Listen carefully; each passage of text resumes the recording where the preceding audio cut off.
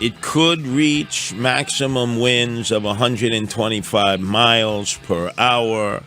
Coming on the cusp of the hurricane 2 weeks ago, the devastation would be overwhelming. There is still flooding in the areas of Tampa. Trees are down, people without electricity, without internet. It's a hot mess. And this hurricane is traveling on the same path. In fact, will hit more into the epicenter of Tampa than the previous one. And there is another storm in formation in the Gulf of Mexico. These all coming out of the Gulf of Mexico because the Gulf of Mexico, the water there has warmed up. The air up near the ozone layer has heated up. And then any cool winds that come through, especially with the change of temperatures this time of year, it's like a combustible reaction, and it is creating these superstorms. It is expected that Hurricane Milton will hit from north of Tampa to south of Fort Myers. Remember, it was Fort Myers that got clobbered last year, and there have been warnings galore that people better pack up and leave. But the mayor of Tampa, a woman, she wasn't being alarming. She wasn't being theatrical, but in a very simple, frontish way, said, you either leave now or you're going to die. Helene was a wake-up call.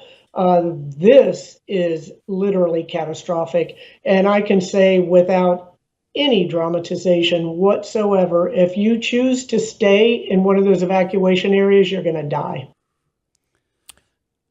Did you hear that, ladies and gentlemen? Lou Rufino, please, I want you to play it again. When you look at the mayor of Tampa, it's an older woman. She's not prone to waving her hands in the air. She's not very theatrical. She's sort of very somber normally. But she very directly said, if you stay in these areas, these danger areas, because this Hurricane Milton is going to hit even harder than Helene did, you're going to die. Helene was a wake-up call. This is literally catastrophic. And I can say without any dramatization whatsoever, if you choose to stay in one of those evacuation areas, you're going to die. Pretty Simple. extreme. That's pretty extreme, right? Straightforward.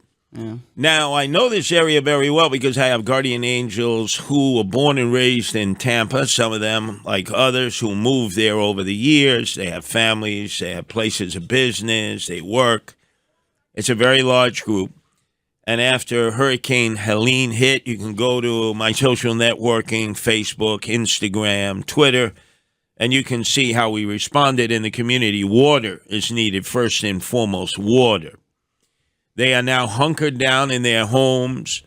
They are prepared to emerge after the bulk of the hurricane hits the Tampa Bay area, probably in the wee hours in the morning.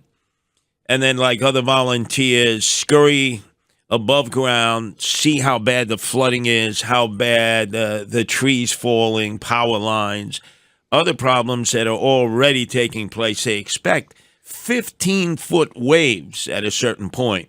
Yeah, and they have there's over 3.3 million people living in that area that's affected. So even from Orlando, where they're saying, okay, like the surge of 10 feet, Tampa 15 feet.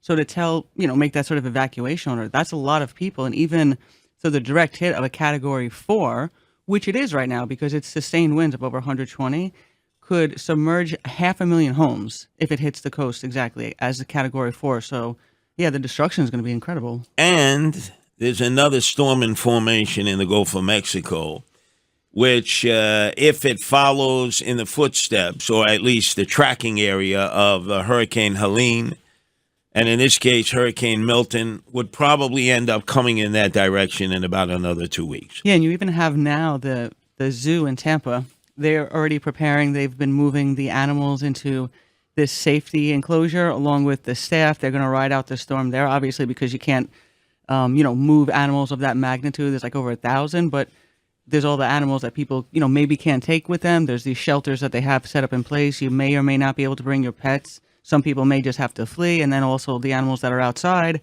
animals used for farming, all those types of things. Now, remember, we've told the story here before that I actually took you on our honeymoon to North Tampa, which is a high crime area. We stayed in a Motel Very, 6 very romantic. and a Waffle House across the street. I loved it. Breakfast, lunch, and dinner. Very affordable, I might add. Yes, it was. But high crime area. People there do not want to leave their domiciles because of the threat of looting. Well, that's the reality, right? So if you do leave, number one, you probably are gonna, have a lot of trouble getting back. The roads are destroyed, things may be out, but the people who do stay or can get back, yeah, you would have to worry about looting. And one thing you learn real quick when you're down in Florida, everybody has a gun. Good people have guns, bad people have guns, and people have guns, and they're encouraged by the sheriff's departments to use them if someone's trespassing or doing a home invasion. So again, you could go to guardianangels.org. You can see what our Tampa Bay Guardian Angels are doing down there with so many other volunteers. As they are embedded, the winds will hit. They're going to lift their heads up probably by afternoon to see what the devastation is. And in the words of the mayor of Tampa, I've never heard anyone describe weather conditions like this before. Helene was a wake-up call. This is literally catastrophic. And I can say without any dramatization whatsoever, if you choose to stay in one of those evacuation areas, you're going to die. You're going to die. FEMA will be overwhelmed. They already are overwhelmed. This could be a defining moment, an October surprise in this campaign. But then again, Team Trump does not believe in global warming, climate change, which I do. They consider it a hoax. On this very day, there's flooding in the Sahara Desert. Yeah, there is actually. Flooding in the Sahara Desert, which has never happened before. But then again, they got the equivalent of a year's worth of rainfall in 2 days. 2 days. Floods. Because, of course, it can't be global warming and climate change, right, ladies and gentlemen? It's a hoax. Not.